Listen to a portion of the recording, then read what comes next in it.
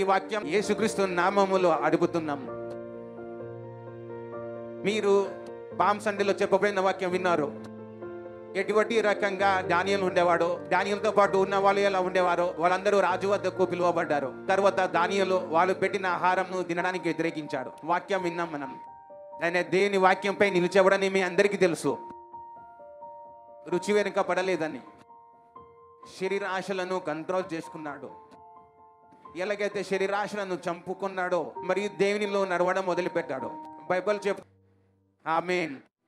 మీ చేతులను పైకెత్తండి.